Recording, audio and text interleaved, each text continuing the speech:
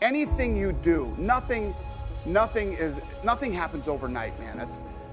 It seems that way, but it's all hard work. I have been on planes, trains, and automobiles for the last 13 years, out selling the sport, getting deals done, getting doors slammed on my face. You name it, it's all happened.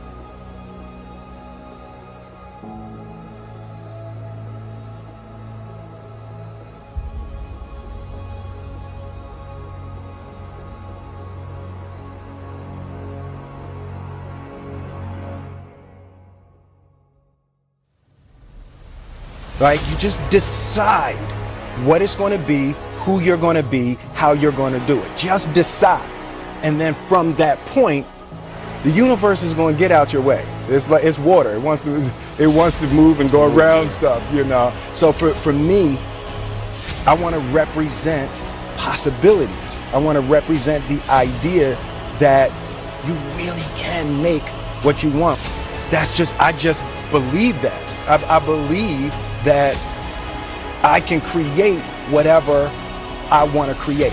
If I can put my head on it right, study it, learn the patterns, and you know, it's hard to put into words, some real metaphysical, esoteric nonsense, but I feel very strongly that we are who we choose to be.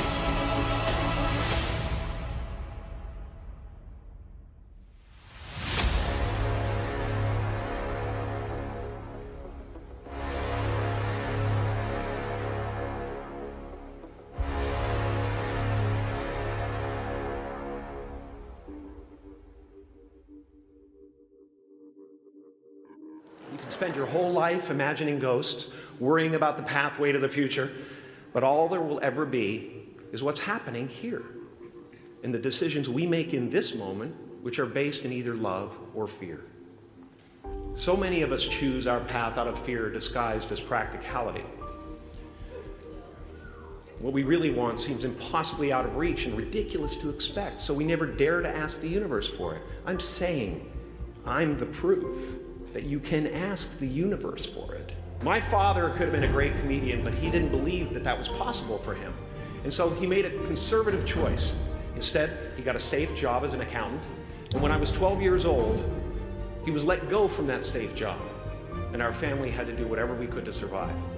I learned many great lessons from my father, not the least of which was that you can fail at what you don't want. So you might as well take a chance on doing what you love.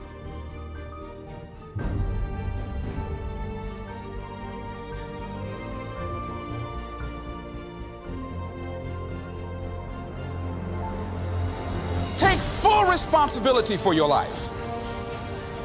Accept where you are and the responsibility that you're going to take yourself where you want to go. Someone said we have two primary choices in life. We can either accept conditions as they exist, or we can take the responsibility to change them. See, a lot of people want to exempt themselves from taking responsibility. All they want to do is talk about the problem. Every time you see them, they'll tell you their story over and over and over and over again. No. You want to take responsibility for your life. I got me here, I can get me out of this. And I'm getting out. I'm not going to be a volunteer victim.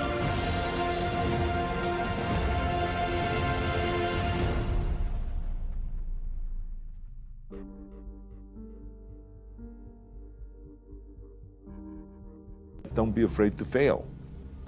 Because if you're afraid to fail, then you're always holding yourself back because you're afraid that if you go all out, you may fail.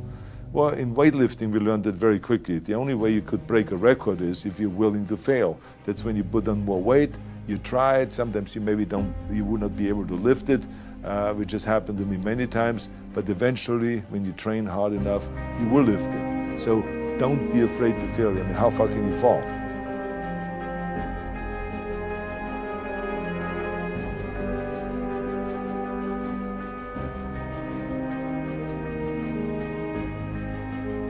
You have to have the talent to be able to make something that people want. But then you also have to have the drive and the desire to, sometimes people are successful because maybe they don't have that drive, but they have someone around them who takes their raw talent and pushes them. But what you often see is when that other person steps away, their career can collapse, even though their talent may be immense.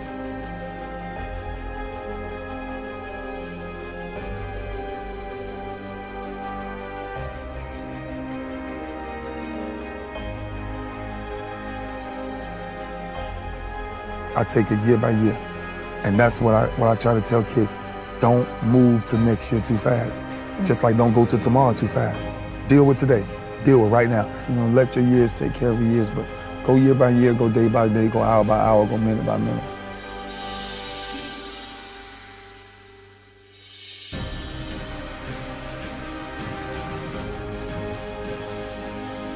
And I mean, personally, I always try to listen because maybe I'm not getting something.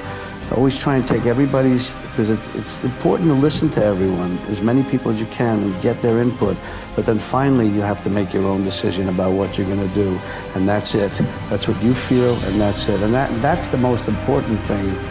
I think the most important thing, because that's where the uniqueness comes in, because it's you. You've done it. It's your thing. It's not anybody else's. It's your choice.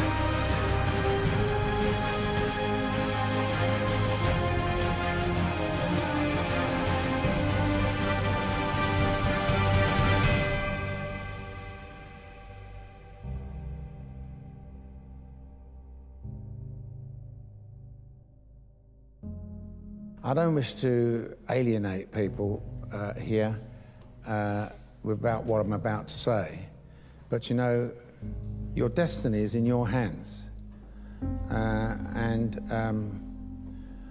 I succeeded because I had to. No one sorted anything out for me.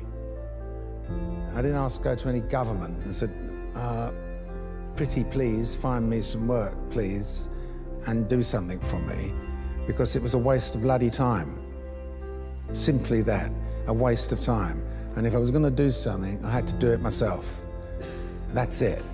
And I would say to every one of you here, don't sit around relying upon magically some government going to create an environment that's going to make it easy for you to find work and find jobs. You've got to go out there and fight for it yourself. I'm sorry to say I can't give you any other form of advice. If you want something bad enough, you do it. And if you look at some of these wannabes that make themselves television stars or and pop stars and all that type of stuff, they have a desire to want to be famous, and they don't stop until they're recognized, and they do. And half the people that you see on television these days in the entertainment industry are those that had a determination that wanted to do it. You're going to control your destiny. I'm telling you, no one else is going to do it.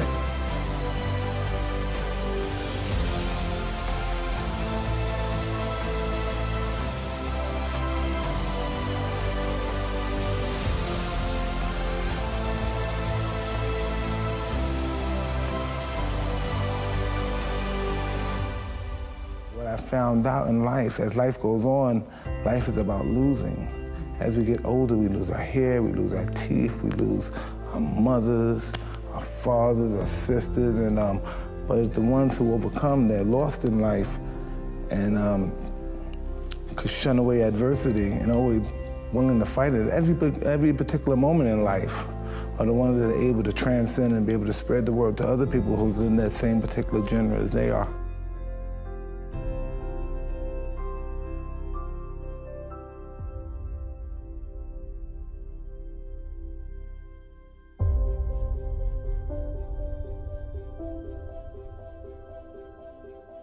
Set out these goals, and then you have long-term goals, and then you have short-term goals, and somewhere within, you know, you find your hobbies, and then you find the things that you are interested in, which are two separate things, because what your hobbies are, what you naturally and readily go to, and what you're interested in are the things that you don't mind studying a little more and researching a little more than you would anything else. And somewhere at the 50-yard line is what you should be doing with your life. I was lucky enough to stumble across that.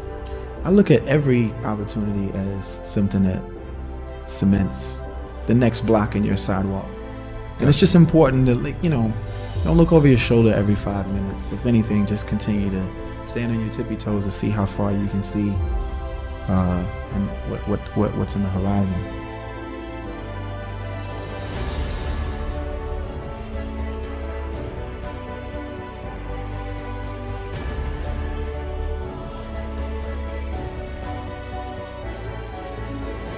The only thing that I see that is distinctly different about me is I'm not afraid to die on a treadmill, right?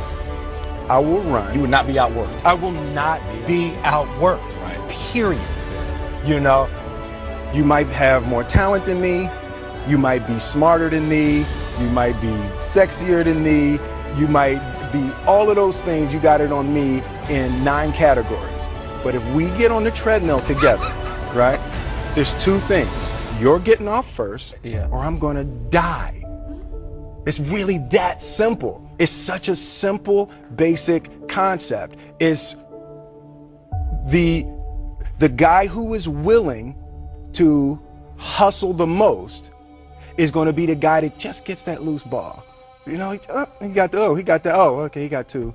Ooh, God, he hustled, he grabbed that one. That was going to be out of bounds, but he saved it back in. It's like the commodity that I see the majority of people who aren't getting the places they want or aren't achieving the things that they want in this business is strictly based on hustle. It's strictly based on being outworked. It's strictly based on missing crucial opportunities. I say all the time, if you stay ready, you ain't got to get ready.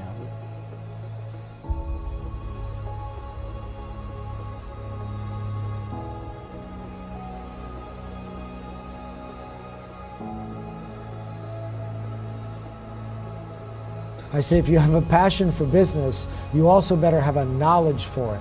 And so if people want to own a business, they better have worked for somebody else for a while, and they better have an intrinsic knowledge of that industry. And so it would be like me getting into, you know, the barber business and I never went to learn how to cut hair.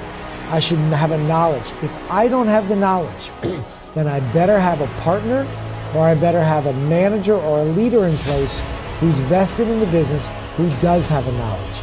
And so 3 guys want to open up a restaurant because they think it's cool to open up a restaurant, but none of them know how to cook or wait tables.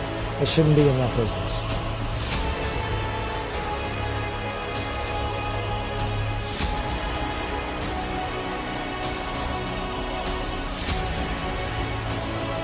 Our intention is everything. Nothing happens on this planet without it. Not one single thing has ever been accomplished without intention.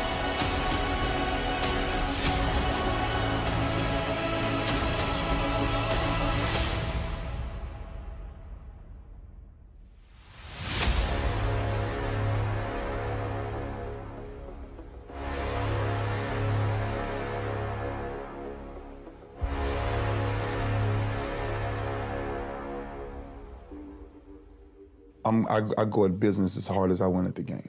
You know, I study businesses and I study people as much as I studied people trying to figure out plays, you know? So it's kind of something I told the kids yesterday, you know, when you see transition really start to happen, when you really want to transition into something, master it. There's no limits. You know, don't let the world ever put limits on you. You can do anything you want to do, but make sure if you have a vision, make sure the vision is written. You know, make sure you have something to actually chase and not just hoping and wishing and all these different things. So I tell guys this all the time, put your plan together and then work the plan.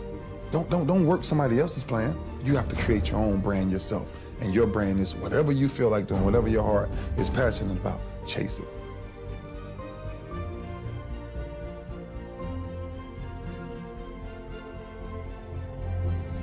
Essentially, and I would say this to anybody, is that, you know, it's really, it's easy to embrace hopelessness when things seem insurmountable. And yet, it's actually just a matter of time until all of the elements come together for things to be all right. I mean, I believe that, you know, most difficult situations will resolve themselves if you are persistent and if you don't if you don't give up entirely. And that's what I never did. I never gave up.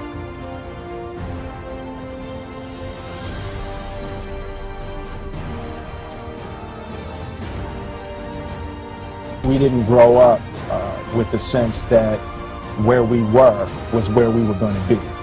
You know, we grew up with the sense that where we were almost didn't matter because we were becoming something greater.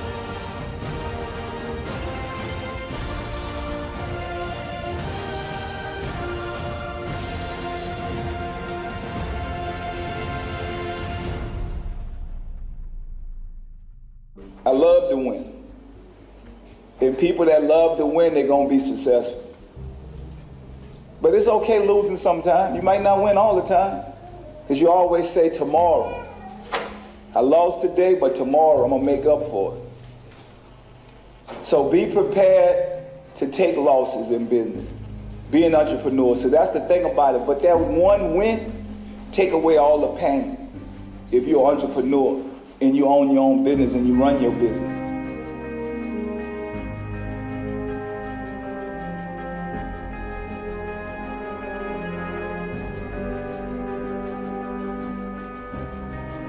You've got to decide that the behavior pattern that you have adopted doesn't work for you. You've got to change your strategies, and changing your strategy means reinventing your life. Recreating you, and you have the power to do that. You can decide that you're going to change, that you're not going to be a wimp. You can decide that you're going to stand up to life. You can decide that I'm going to live each day as if it were my last. You have the power to make that decision. You can decide I'm going to work on myself and develop myself. I'm going to empower me. And all of these things that are happening to me right now, they're just temporary inconveniences. They're not stronger than I am. I'm in charge here.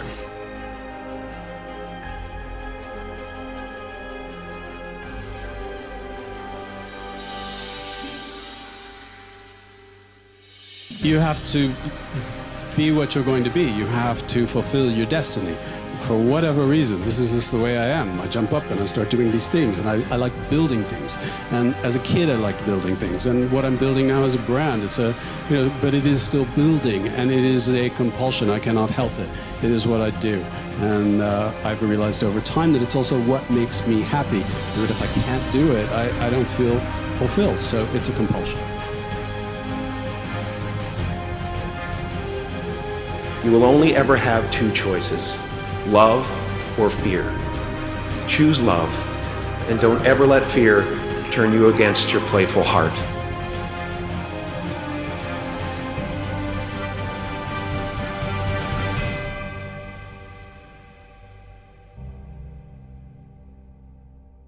First-time entrepreneurs tend to miscalculate is everything. What I mean by that is optimism has a place, but I think even more so for the first-time entrepreneur, you need to be pragmatically pessimistic. What I mean by that is you need to define all of the worst-case scenarios in terms of financial loss, time loss, etc. Look at what you will learn if that happens and accept and come to terms with that before you ever start. If you don't do that and you go straight into battling the world, trying to conquer the world with rose-colored glasses on, the first time you hit a major hiccup, you're going to become really demoralized and you will quit.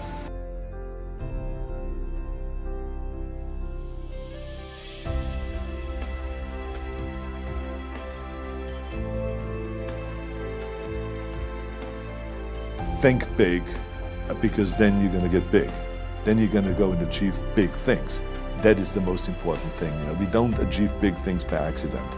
So shoot for the top, shoot for the sky, shoot for the, for the stars.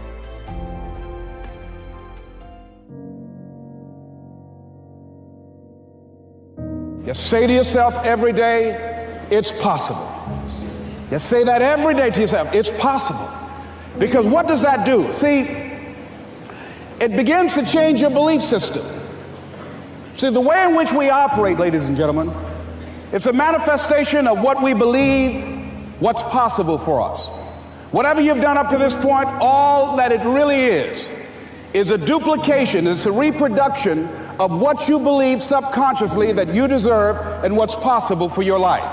Before April 1954, the common belief, the universal belief, because it had been tried again and again and again and people had failed, the belief was that man was not physically capable of breaking the 4-minute barrier, that he could not run a mile in less than 4 minutes. That was the belief on the planet. It had never been done.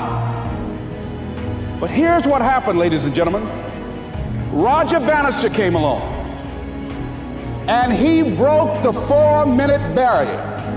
Now here's what's significant about that. Since that time, up to this day, over 20,000 people have done it, including high school kids. What changed? 20,000 people, what changed? Here's what happened when they got on the track. They knew it had been done. And because they knew it had been done, there was a new belief about this barrier, about this goal that was unreachable. And those 20,000 people got in a race believing, knowing in their heart that someone had done it, that it's possible, that they could do it. And I'm saying that if you know anybody that had some goal, some dream, something they wanted to do, and they did it, then I'm saying that you know in your heart that if someone has done it, then you can do it. It's possible. And that if someone can make their dream become a reality, that it's possible that you can make your dream become reality.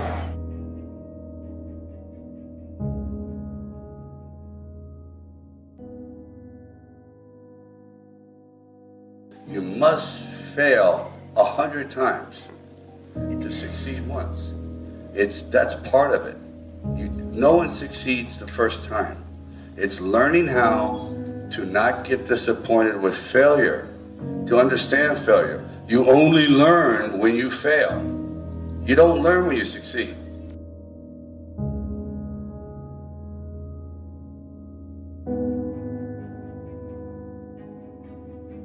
When you have a dream, and the dream isn't something you dream and then it happens, the dream is something you never knew was going to come into your life.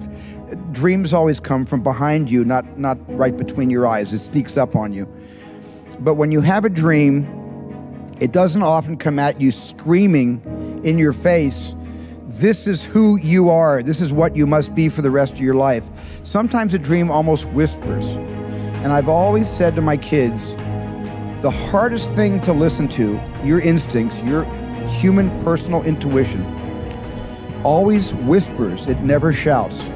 Very hard to hear. So you have to, every day of your lives, be ready to hear what whispers in your ear. It very rarely shouts. And if you can listen to the whisper, and if it tickles your heart, and it's something you think you want to do for the rest of your life, then that is going to be what you do for the rest of your life, and we will benefit from everything you do.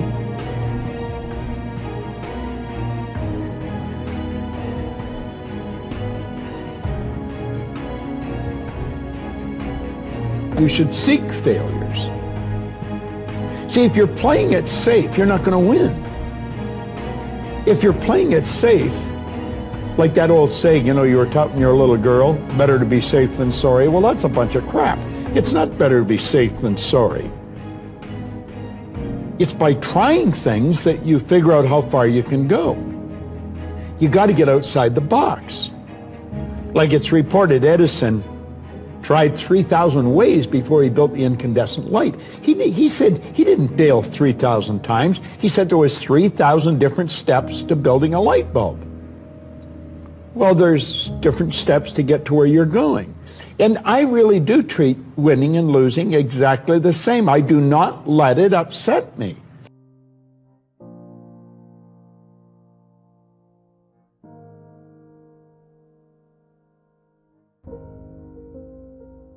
That is not going to happen as quickly as you want it to happen. A lot of things are going to happen that will catch you off guard. And so therefore you've got to deal with and handle it as it comes. And not only that, but that faith and patience drives you into action. You got to keep moving and keep plugging away. In the Far East, they have something that's called the Chinese bamboo tree. The Chinese bamboo tree takes 5 years to grow. And when they go through a process of growing it, they have to water and fertilize the ground where it is every day. And it doesn't break through the ground until the 5th year. Okay? But once it breaks through the ground, within 5 weeks, it grows 90 feet tall. Now the question is, does it grow 90 feet tall in 5 weeks or 5 years? The answer is obvious. It grows 90 feet tall in 5 years. Because at any time, had that person stopped watering and nurturing and fertilizing that dream, that bamboo tree would have died in the ground. How long have you been working on your dream? And you have nothing to show. This is all you got to show. People are going to do that to you. And some people, ladies and gentlemen, they stop because they don't see instant results. It doesn't happen quickly.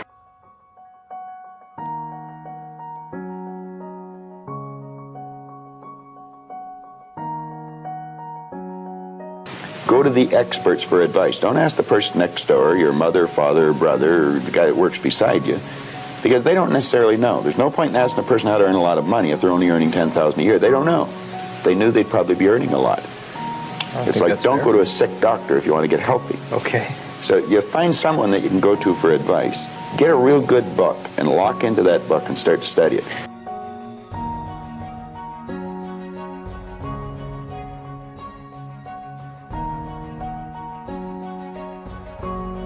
I've said for years that you have to celebrate your victories and really celebrate your mistakes. And what I mean by that is that you have to learn from the mistakes that you make, and you've got to create an environment where people are not afraid to take a risk and not afraid to do things that are beyond what the expectations are. At the same time, you've got to set up a framework for how those things are managed and judged and evaluated.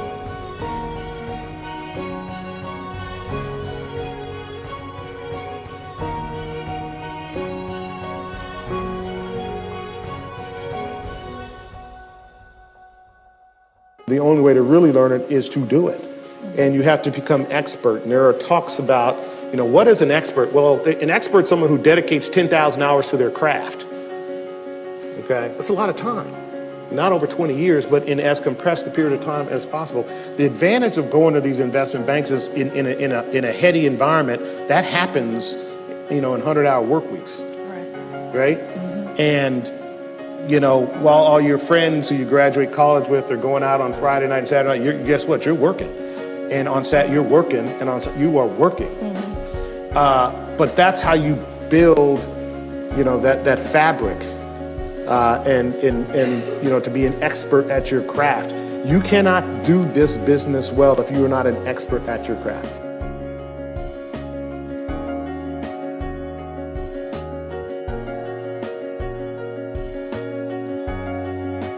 When we have had failures, those have ultimately resulted in some of the greatest successes we've ever had. You talk about those, particularly when someone comes to see you and they say, yeah, feeling really bad because this didn't work out.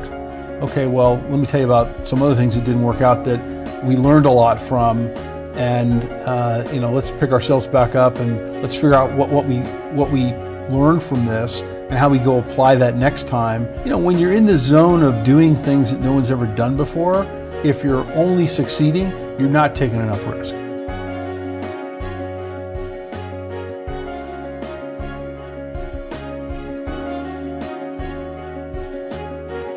One of the things I learned was ask the impossible and really dream big. What you learn about people is if you paint a very broad vision, you attract people who really want to make it happen, because they're dreamers too. So you can inspire people, and with that inspiration, you get the smartest people, and they deal with a lot of stuff.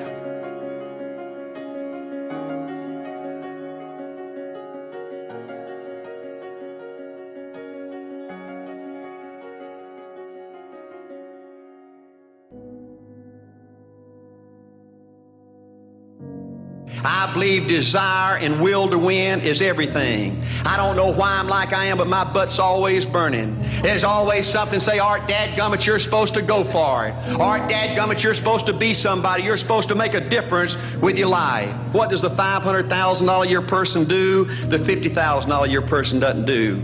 You look at the outside and study those two individuals, everything seems to be the same.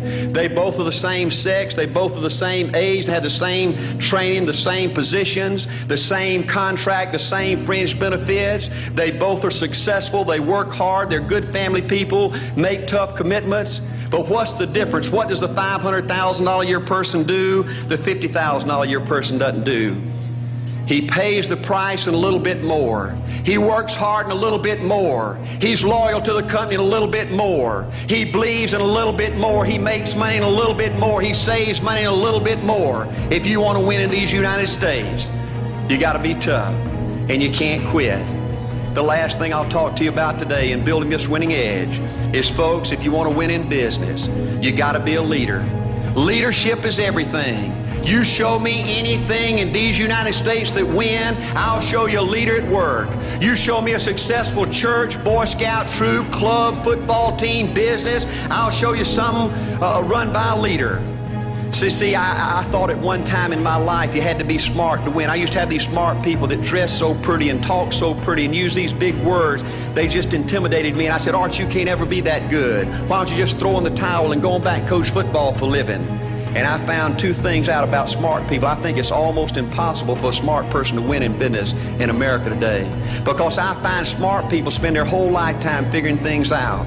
They're always trying to figure out an easier way and a quicker way. And another thing I found out about smart people is they just don't get around to doing nothing. And see, somebody like Art Williams, everybody says, well, he can't do it. And somebody like that can't do it, but he does it. See, folks, I want you to know almost everybody in America almost does enough to win. They almost get there. They almost are over the hump. They almost have it going. They almost, in everything they do, almost is a way of life to almost everybody in America. But the winners do it. What do? They do whatever it takes to get the job done. They do it and do it and do it and do it and do it until the job gets done. And then they talk about how great it is to be somebody they're proud of. We need leaders in America who can do it. If you want to become somebody, do it. If you want to go in business for yourself, do it. If you want to become financially independent, do it. I hear too much talk in these United States. Everybody can talk a good game. We need people in America who can do it. I go all over this country with A.L. Williams, and I have people say, Art, you can count on me. Wonderful. Just do it. Art, I guarantee you this is my last stop. I'm going to win now. Super duper. Just do it. Art, if I could just have one good month and get the ball going, I know I could make it big. Super. Just do it. Art, if I could just pay off this debt, I could really go. Great. Just do it. Art, if I could just sell my house. Do it. But houses ain't selling. Do it anyway. Art, I'm not making any money. What can I do? You just do it. Do what, Art? You do it and do it and do it. Art, I guarantee I'm gonna win this contest. Super duper. Just do it. Art, I'm over the hump now. Watch my smoke. Great. Just do it. Art, I want to make it so bad I can taste it. What I do? You just do it. Art, I'm a vice president now. Can I quit doing it? Nope. Art, I don't know if I can keep on keeping on. I'm really hurting. What I do? You just do it. Do what, Art? You do it and do it and do it. Art, all my life I've wanted to be somebody important. Well, what do it then? Art, I'm going to save money so I don't have to go through this again. Great. Just do it. Art, I don't feel like I've had enough training. What I do? You just do it. Art, my manager don't give me no help. What I do? You just do it. Art, you don't understand. I was Mr. Everything at my former company. You don't mean I have to start off down at the bottom and do it, do you? Yep, you really got to do it. Art, what's the primary difference between winners and losers? The winners do it. They do it and do it and do it and do it until the job gets done. And then they talk about how great it is to finally have achieved something unique, and how glad they are that they didn't quit like everybody else, and how wonderful it is to finally be somebody they're proud of and make a difference with their life.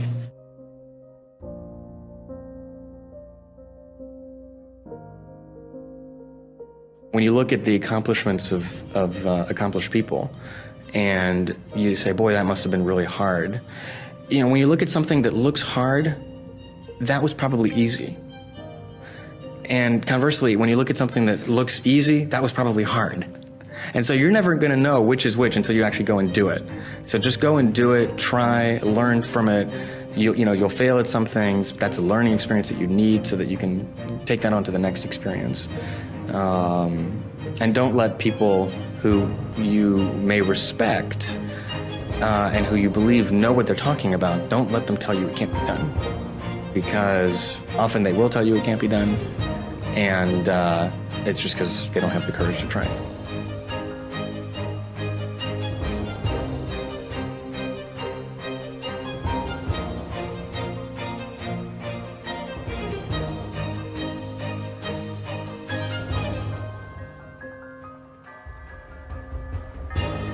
You want to raise the bar on yourself. Most people won't do that.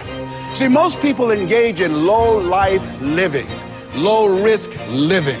Viscott said if you're not willing to risk, you cannot grow. And if you cannot grow, you cannot become your best. And if you cannot become your best, you can't be happy. And if you can't be happy, then what else is there? I like what Helen Keller said, life is short and unpredictable. Eat the dessert first. And so you want to begin to take some chances. You want to begin to challenge yourself and make it okay to fail and learn from your failures. Don't allow fear of failure and the allure, the attractiveness of playing it safe in life to draw you in. You can't get out of life alive. You got to die to leave here.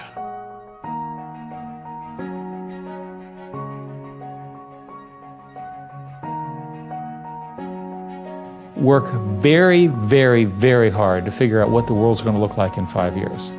What will people be doing? What will your customers want? Where will costs will be? In our case, what will networks look like? How important will phones be? What will the apps look like? What services? And spend an awful lot of time on that. And then take a look at your offerings.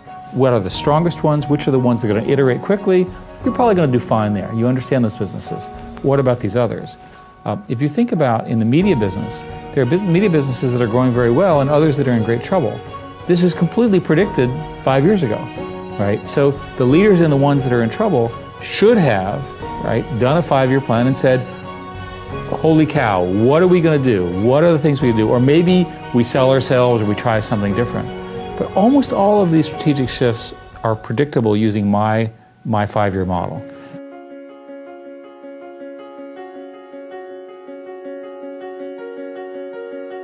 You know, if at some point in your life, you know, you have to work with people where you feel a bit insecure, right? That's essential because that means you're working with people who are better than you and who are pushing you, right? And so always encourage, if you actually feel very secure in what you do, you know, that means you're doing something comfortable and you're not pushing yourself. And so there are many, many times I've felt working with people in a group, am I doing enough? These people seem much better than me, and I think that's an inherent part of learning.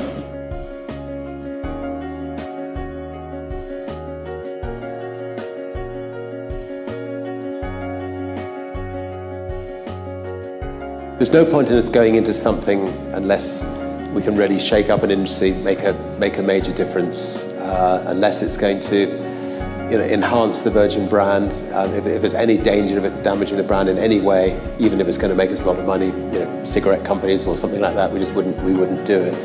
And you know, because life's short, you know, we want to enjoy the experience. So, I mean, we're not, you know,